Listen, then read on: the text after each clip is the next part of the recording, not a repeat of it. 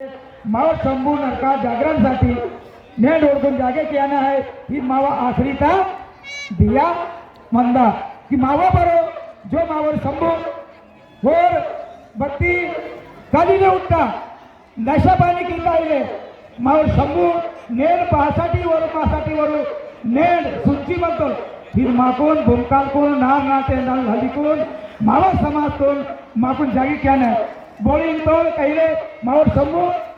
20 ची मतो भांगुंजी मतो न भांगुंजी कोण और समुदाय व्यवस्था म्हणतो अध्यक्षासाठी मा काही दुकान ते धतुरा तरी येतो धतुरा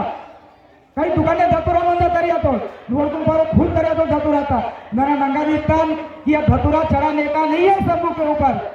धतुरा नहीं चढ़ाया जाता धतुरा कभी शंभू ने पिया नहीं है ना भंग पिया है न गांजा पिया है न दारू पिया है उसने केवल सकल समाज के लिए वो माघ पूर्णिमा के दिन हवन रखे थे दक्ष राजा ने हवन में सभी मूल निवासियों को बुलाए थे और मूल निवासियों को बुलाने के बाद में उस खाने में जो मनुवादी के लोगों ने जो सारी इस पृथ्वी के जितने भी जो जीव जंतु थे जो विषारी थे चीज का वहां से विष निकलकर वो भोजन में डाले थे और डालने के बाद में भोजन आर्य लोगों का भोजन अलग था और कुल निवासी का भोजन अलग था और उस भोजन में विष डालने के बाद हमारे सब लोगों को बुलाए और महायज्ञ में जब भोजन का वहाँ पे परोसने बैठे तो जब हमारे सगागण बैठे भोजन करने के लिए तो हमारे समूह से बोले भोजन कर रहे हो लेकिन सभी भोजन पहले खाना नहीं कोई भोजन खाएगा नहीं यह भोजन को पहले मैं ग्रहण करूँगा वो दिन था हमारे कोयली कजारगढ़ का माघ पूर्णिमा का दिन माघ पूर्णिमा का दिन था उसी दिन सभी हमारे भोजन करने के लिए बैठे और भोजन करवाने के लिए एक तरफ मनोवाचन का ये भोजन था एक तरफ में मूल्यवासियों का भोजन था जब भोजन करने बैठे और भोजन ऐसे ग्रहण करने बैठे तो शंभू शेख को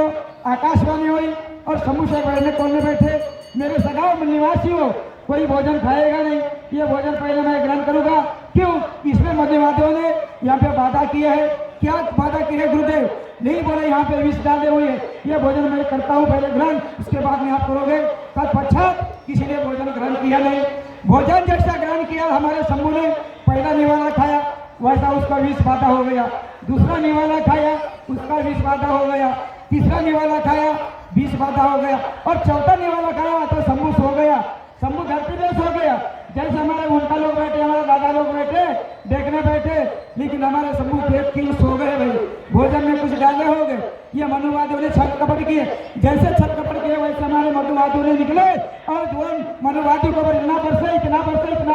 मारपीट किए कि मनुवादियों को मार मार के छली लगा दिए आज के दिन अभी भी तुम जाकर देखो पेंटमढ़ी में आज के दिन वो लोगों का होली जलती है हमारे अभी भी आज के दिन जाकर देखो शंभू में वहाँ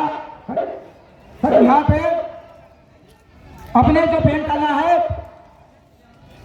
जो शंभू का वहाँ पर अभी भी वहाँ पे होली जलती है उसी कारण है कि आज 14 दिन के बाद में पेंट मेली में आज के दिन होली जलती है वही दिन है पर्व आज का हमारा शंभू जागरण बेहोश है उसको कहते हैं 14वीं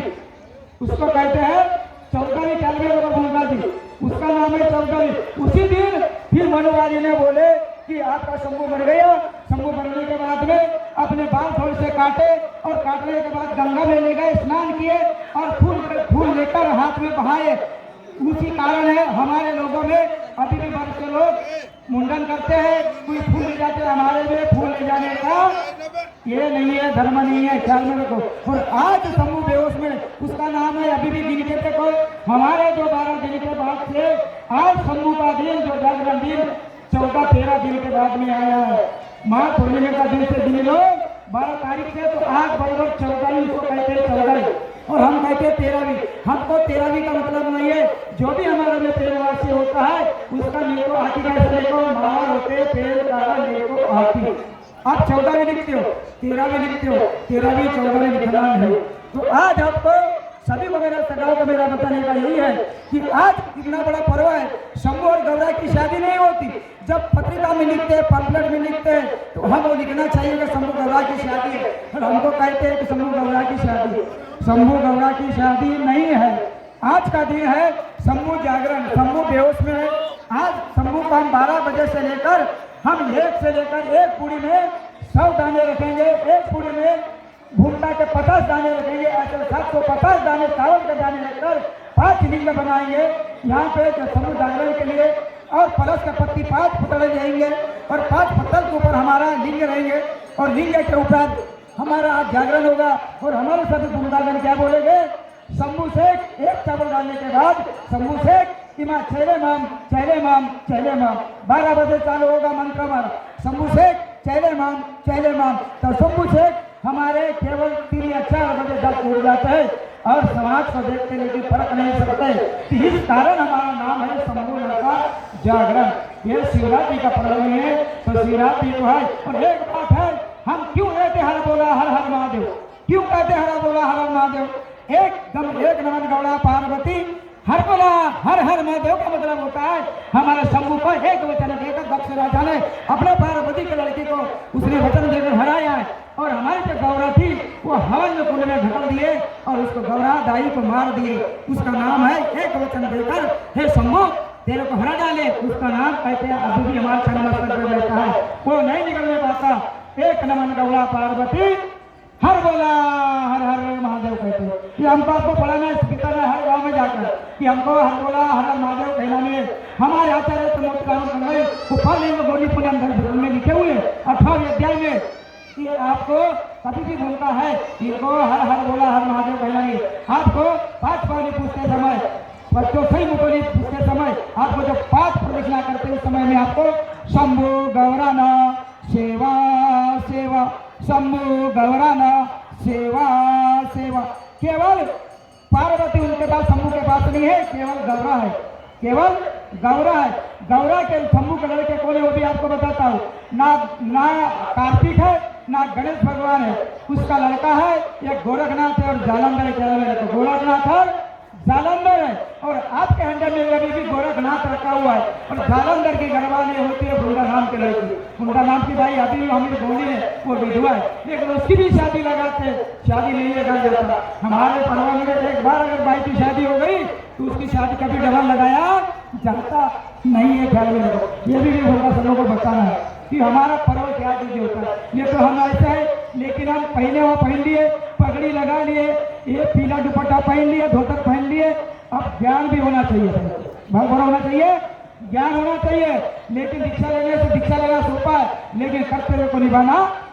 कठिन है। इसलिए सभी मेरे सगाओं से मेरा निवेदन है कि आपको हर गांव में जाके अपना जोत जलाना है। और शंभू लड़का का जागरण मैं हर गांव में जाता हूँ। अब जब हमारा जो कार्य होता है, जो समाज को मार्गदर्शन करने जाते हैं, हर जगह में हर गांव में हमारा गोटुल बना हुआ है। गो यानी ज्ञान टूर्नामेंट स्थल हमारा विद्या का होता है, स्थल होता है और शिक्षा केंद्र होता है। लेकिन शिक्षा केंद्र में हमारे समाज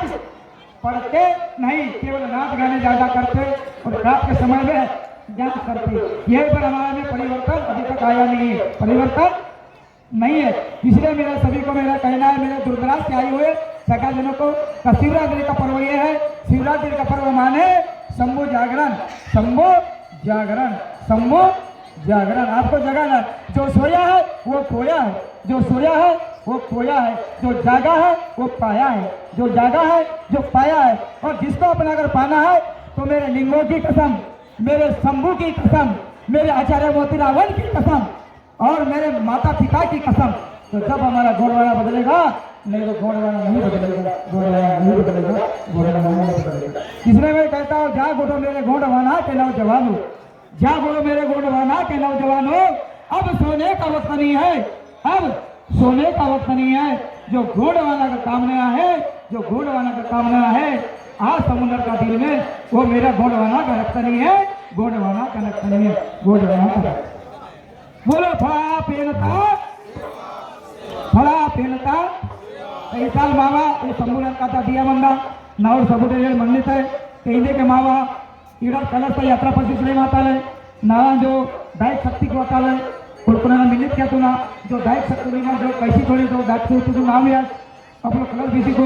हम लोग पिपरी आना ना वजह ना जाते समय वाले भी आश्रय माता है हम लोग फिर से वाले काटने गए भाई